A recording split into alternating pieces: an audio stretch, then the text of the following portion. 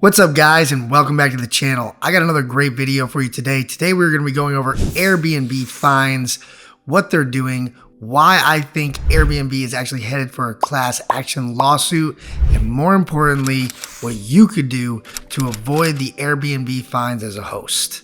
That being said guys, let's jump right in.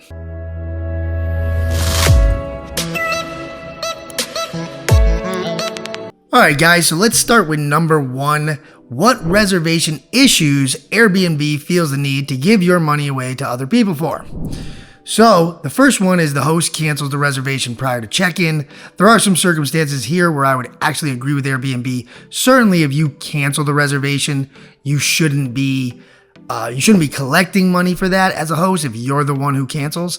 However, what bothers me are the fines, which we'll get into a little bit later. If the host fails to provide their guest access to accommodations, again, I agree that you shouldn't be getting paid as a host. The fines, again, could be a little bit tricky and circumstantial. And then the accommodations are not habitable at check-in, they're not reasonably clean and sanitary, or they contain safety or health hazards. This is one that I just went through recently, and I found out some pretty disturbing things that Airbnb is doing when I went through this. Again, this is what leads me to believe they might have a class action lawsuit, and I will get to what happened in a second. And the last thing is the accommodations are significantly different. Inaccurate space type, inaccurate number of rooms, location, the listing fails to disclose that you're on property, or there's special amenity features that aren't working. Again, should Airbnb be allowed to not disperse money to you? For some of those things, I don't know, especially in that last category. You know, for example, if you have a hot tub and you notify the guest in advance that your hot tub isn't working, if they show up and the hot tub isn't working and they call Airbnb, you may get into some big battle with Airbnb. Again, this is why I think the class action is going to happen. So anyways, what actually happened to me recently is my cleaners, for whatever reason, they got mixed up and they did not clean one of my properties. First time this ever happened to me, and a guest showed up. Well, obviously, I took that very seriously. Immediately, my cleaners went out there. I think they were there in 15 minutes. And then we actually immediately refunded the cleaning fee that we charged this guest for the inconvenience, basically as a way to say thank you sorry for the inconvenience. And so they could go out and have dinner on us or whatever the situation may be.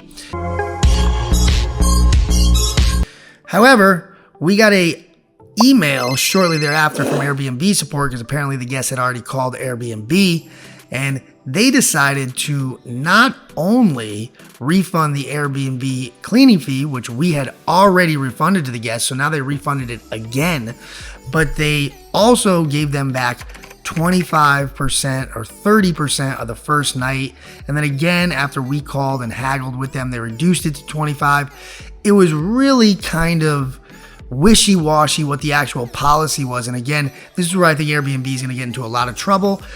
What is this? So let's jump right in to what it means when one of these things happens, and we'll pop over to the cancellation fees here. So again, these are all Airbnb's policies. If a host cancels, the minimum fee is going to be $50.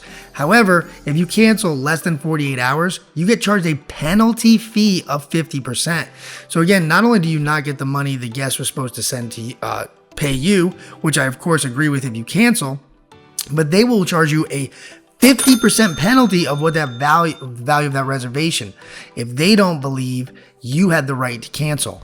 And again, this is very not really their domain. They are a third-party broker who's facilitating the transaction between you and the guest. And I believe, in my opinion, this is completely overstepping their bounds. Again, if you disagree or if you have an opinion, please let me know in the comments below. Okay. Again, if the reservation is canceled between 48 hours and 30 days, it's a 25% fee. Anything after 30 days is a 10% fee. Now that is kind of ridiculous. If you give 30 days notice, it really shouldn't matter the reason. The guest has plenty of time to find new accommodations. That is absolutely ridiculous.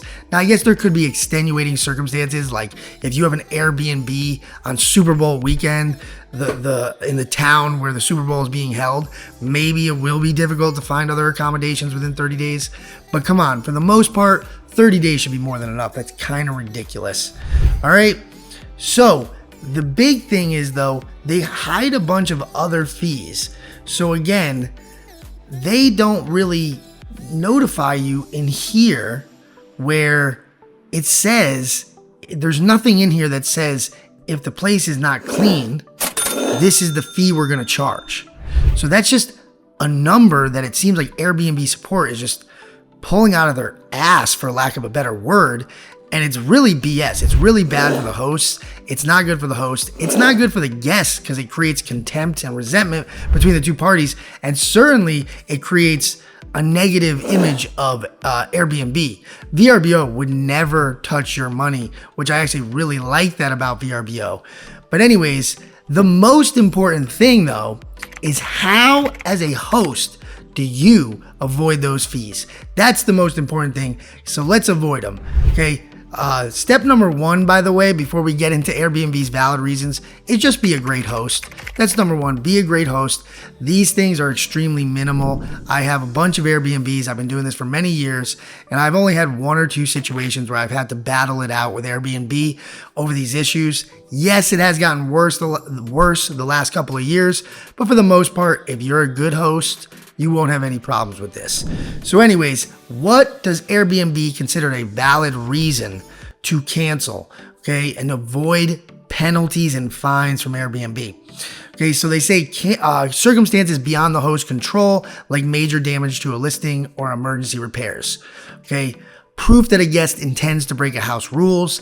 Guys, that's why it's so important to always make sure you are doing all your communication in the Airbnb app. So if the guest says something that looks like they're going to intend to break your house rules, you could cancel that reservation. Additionally, it's always good to have in the house rules what exactly some very specific things that you don't want, because this way it'll help you get out of certain situations if you have guests that you think are going to do damage to your property.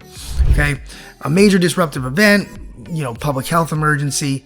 Now, if you use Instant Book, which I do not recommend, and the reason why has to do with this same video here, check the video out up there of what happened to me with Instant Book. It was an absolute nightmare. But if you use Instant Book, the guest makes it clear that they're going to break one of their house rules. Again, that's kind of already in the other one. I don't know why they reiterate that.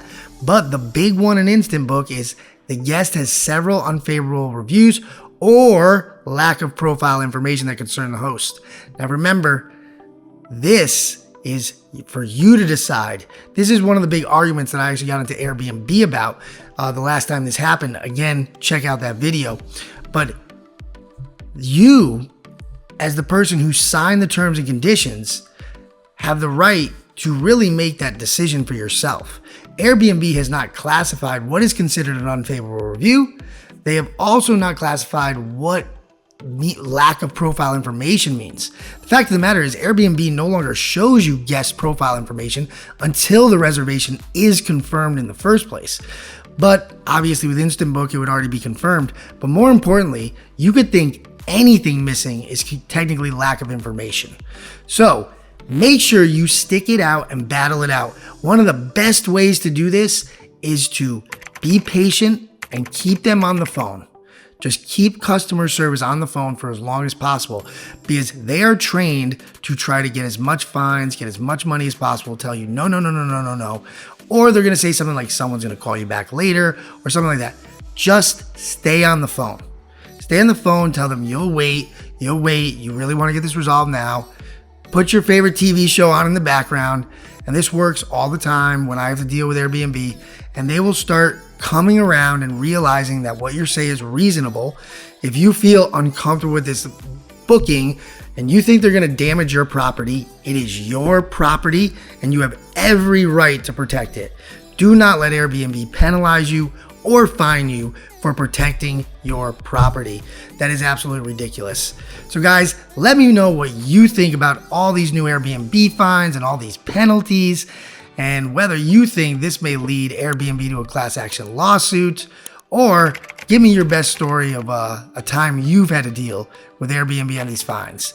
As always, guys, great talking to you, and I will see you next time.